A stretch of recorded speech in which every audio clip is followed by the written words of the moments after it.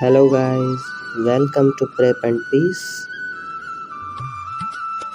और practice questions देखते हैं हम लोग। तो 37 नंबर क्वेश्चन क्या बोल रहा है कि A is 4 times faster than B, यानी B के कंपैरिजन में A क्या है, 4 गुना ज़्यादा फास्टर है।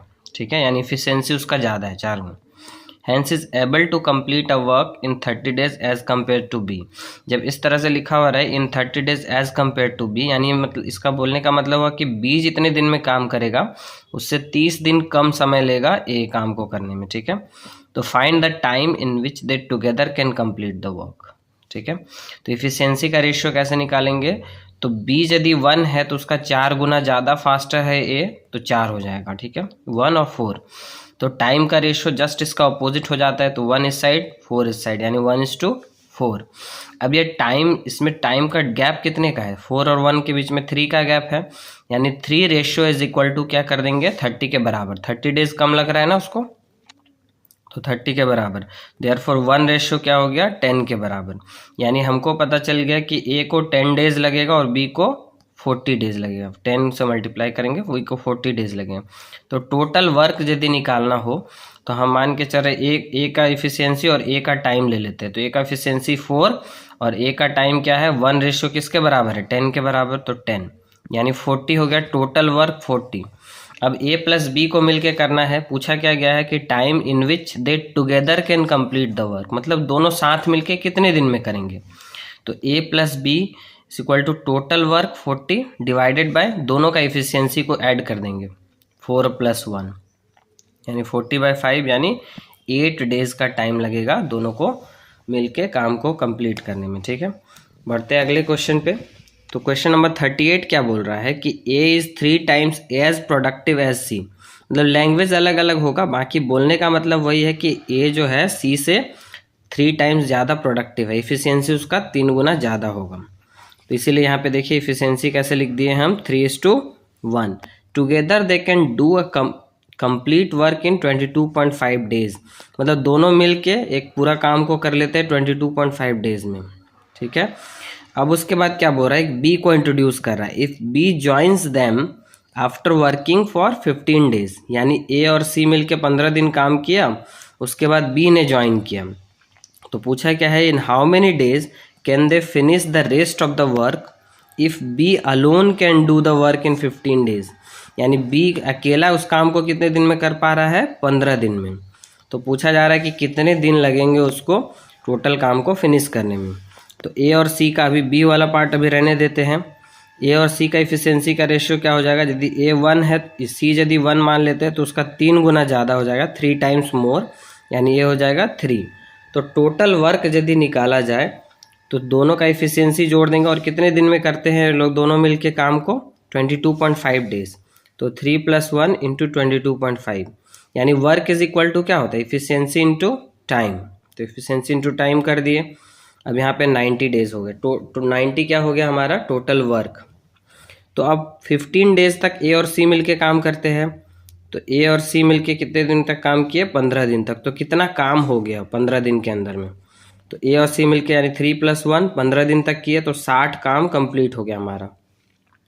तो अब रिमेनिंग वर्क कितना बच गया, टोटल काम तो 90 था, टोटल वर्क 90 माइनस जो 15 दिन में काम हो गया उसको माइनस कर देंगे, तो टोटल रिमेनिंग वर्क कितना हो गया, 30।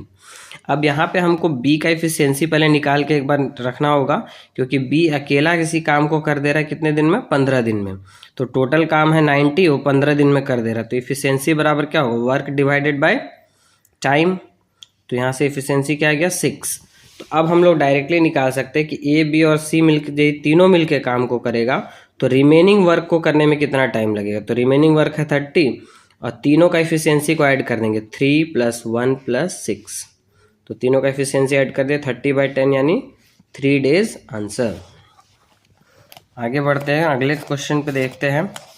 अगला क्वेश्चन क्या बोलता है, क्वेश्चन नंबर 39। अब यहाँ पे दूसरे टाइप का क्वेश्चन है। यहाँ पे क्या बोल रहा है कि a man, a women and a boy can complete a piece of work in 20, 30 and 60 days. How many boys should help 2 men and 8 women to complete the work in 2 days. मतलब यहाँ पे पहले से सबका पहले अलग अलग बताया, एक आदमी है, एक औरत है और एक बच्चा है। वो किसी काम को कंप्लीट करता है, आदमी जो है 20 दिन में कर लेता है, औरत जो है 30 दिन में, और एक लड़का जो है वो 60 डेज में। तो M फॉर मैन, मैन करता है 20 डेज में, W फॉर वुमेन, वुमेन करती है 30 डेज में, और B फॉर बॉयज़, बॉयज़ करता है कितने में, 60 डेज में। तो फिर से इस तरह से हम लोग लाइनिंग देंगे और क्या लिखेंगे, टोटल वर्क क्या होगा, यहाँ पे LCM हो जाएगा। 20, 30 और 60 का LCM लेंगे तो क्या हो जाएगा, 60। ये हो गया टोटल वर्क। अब मैन का इफिशियंसी निकालना है तो 60 डिवाइडेड बाई 20 यानी 3, वुमेन का निकालना है 60 डिवाइडेड बाई 30 यानी 2, बॉय का निकालना है 60 डिवाइडेड बाई 60 यानी 1। तो ये सब इफिशियंसी निकल गया। अब हम लोग को क्या बोला है कि हम लोग को 2 मैन और 8 वुमेन तो मिला है, बट कितने बॉयज़ मिले हैं वो नहीं पता है, ठीक है। तो 2 आदमी यदि काम करेगा तो 6 काम कर देगा, 8 वुमेन यदि काम करेगी तो 8 × 2 16 वर्क कर देगी, यानी टोटल वर्क कितना हो गया, 22। एक दिन में 22 हो जाएगा, ठीक है, ये बोला जा रहा है। तो अब रिक्वायर्ड इफिशियंसी, हमको कितना इफिशियंसी चाहिए, क्योंकि बोल तो दिया है कि काम को 2 दिन के अंदर ख़त्म करना है, ठीक है। तो टोटल वर्क है 60 और 2 दिन में ख़त्म कर देना है, तो 60 डिवाइडेड बाई 2, तो इससे वर्क डिवाइडेड बाई टाइम कर दिया तो इफिशियंसी आ जाएगा, कितना आ गया इफिशियंसी हमारा, 30। हमेशा एक फॉर्मूला दिमाग में रखेंगे, ठीक है, कि वर्क का जो है वो इफिशियंसी के डायरेक्टली प्रोपोर्शनल होता है, ठीक है। तो यानी efficiency is equal to work by time, ठीक है। यदि वर्क निकालना हो तो इफिशियंसी इनटू टाइम करते हैं, ठीक है। तो रिमेनिंग इफिशियंसी अब कितना हो गया, 30, और 22 काम तो हो गया है हमारा, तो 22 वर्क हो गया यानी 8 हो गया। रिमेनिंग इफिशियंसी कितना है, 8 है। तो अब 8 को बॉयज़ को करना है, ठीक है, 8 बॉयज़ को ही 8 इफिशियंसी कंप्लीट करना है। तो बॉय का इफिशियंसी है कितना, बेसिकली 1 है, तो 8 इफिशियंसी 1 बॉयज़, 1 इफिशियंसी एक बॉय का है, तो टोटल नंबर ऑफ बॉयज़ कितने हो गए, 8 आंसर, ठीक है।